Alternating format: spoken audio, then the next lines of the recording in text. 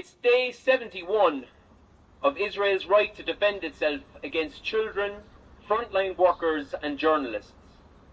And if we were to give the racist, fascist, genocidal Israeli regime any modicum of credit, it would be that it has at least been open about its intentions from the outset of this latest assault on Gaza. They have bragged on various media outlets about making Gaza unlivable, and how we are witnessing in real time the Gaza Nakba.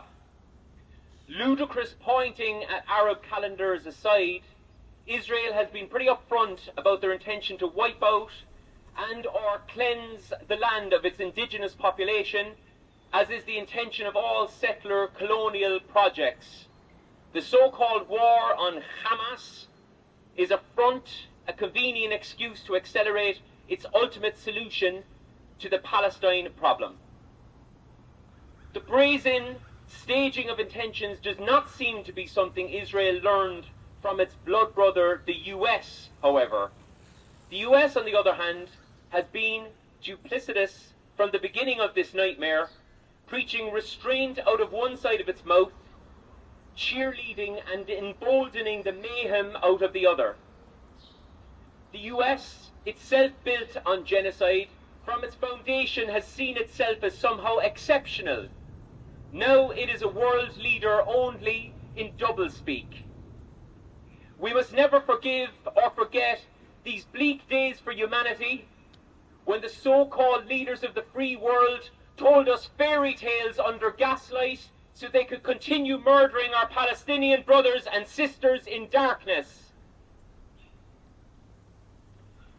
Blinken and Biden assured us the US was doing everything to ensure Israeli strikes were surgical, but we now know via CNN of all places that 60% of bombs were dumb, unguided, with only wanton death and destruction in mind. The US continually lies about its commitment to a two-state solution, yet vetoes endless UN resolutions to halt illegal Israeli settlements that they know make a two-state solution impossible. And the cherry on top had to be Joe Biden this week, having the audacity to tell us he's concerned about indiscriminate bombing of civilian targets in Gaza, while at the same time stepping up the already eye-watering military aid to the genocidal regime to continue its war crimes with impunity. There would be no genocide without the US. There would be no ultranationalist, jumped-up, right-wing Israeli regime without the US's support and protection. The US has always seen itself as the world's policeman, and now we clearly see what the global South has been telling us for decades. The US is nothing more than the world's bully.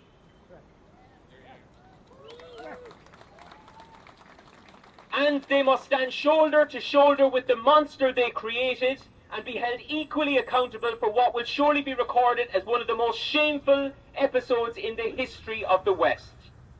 And so we say, no more US military aircraft refueling or transporting weapons to Israel in our Shannon airport. And maybe it's time for Ireland to become less dependent on US multinationals. There'll be some who'll scoff at this as typically harebrained lefty nonsense, but do we want to be inextricably linked with a government that arms the murderers of children? And if you're okay with 10,000 dead children, how many would it take? 50? 100? Before you place your humanity ahead of your job in Amazon or your paid partnership with Spotify? Saoirse Dun Palestine!